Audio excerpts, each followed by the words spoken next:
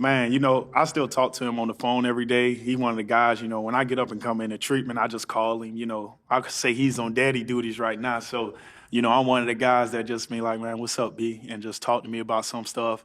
And I wouldn't say you can't fulfill nobody's shoes. I would never do that. BG's like too great a Philly. And the more I go on in Philly, the more that he does. You just can't do that. And I can just try my best to mimic that, and just bring that juice and bring that energy every day like he does. Oh man, just stay hungry. Just stay hungry and be humble. Stay hungry and be humble and just stay on the grind. And he's looking at it from the point where he's done. And he telling me to enjoy the journey. And that's one thing we said that at Georgia every day, just enjoy the journey. Be where your feet are and don't take anything for granted and don't look forward and don't look behind. How's the rehab going? Oh, the rehab's good. Rehab's good. I'm in a great spot. I feel great. I'm still using my arm, still pressing. Hopefully I'll be striking next week. Everything falling in line. And, everything happened for a reason. I'm coming off this. If I wasn't in the Super Bowl, I wouldn't tow my tricep. So I take that as a blessing. Football gods got a funny way of, I always beg to go to the Super Bowl and what I do to get there. And, obviously I told mine. So. How did you do You it? finished the season playing so well. You could really see the vision and see what type of player you could be in this league.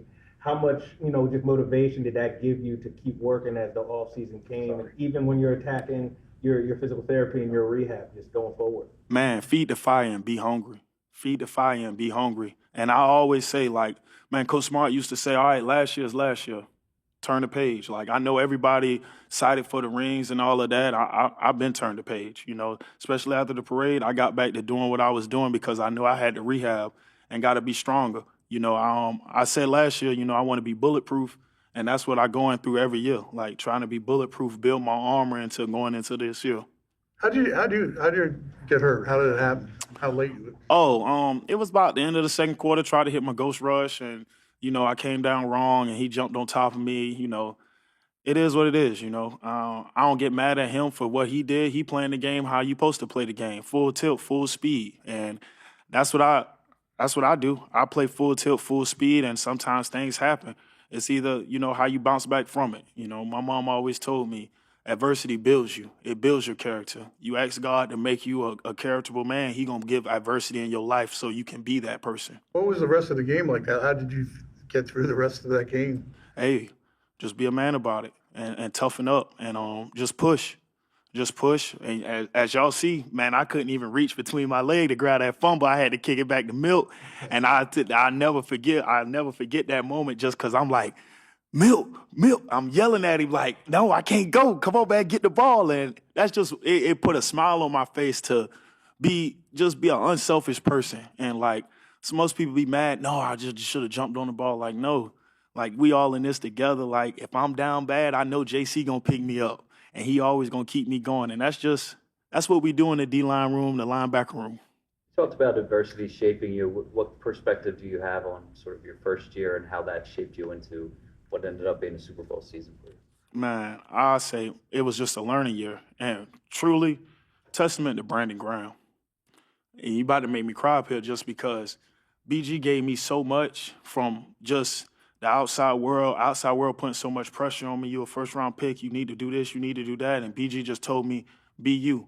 And to this point, that's what I got on my mirror and with my goals, be you. Nobody can make you be anything other than yourself. And long as you work and put in that dedication and that effort every day, and that's why I work so hard, just because I just want to be me. And it's not for me. It's for B. It's for B when, he was doubted when he first got here, and so was I. And he just kept pushing me, and he leaned into me. As we say in the South, he just poured in my glass just a little bit more. He just kept pouring in my glass, and he believed in me. And I tell him, I'm not going to stop. My first sack dance, I already got it in my head. So that's written on the mirror Couple more. in your home? Be you? Be you. Be you and take the seatbelt off. Always. And what's the next step in your game? Man, the next step in my game is personally just be that pass rusher. Be that pass rusher and keep rushing, but also ultimately be the ultimate player. I talked to Coach Vic, and he always told me, play the game the right way. And that's what I always tell myself, play the game the right way, because I got to crush the run in order to rush the passer. So when you play the game the right way, don't chase sacks and don't do none of that, be a football player truly, everything else will take care of itself. As you enter year three, Last one. there's going to be more of a focus on you in this defense. Is that something you embrace?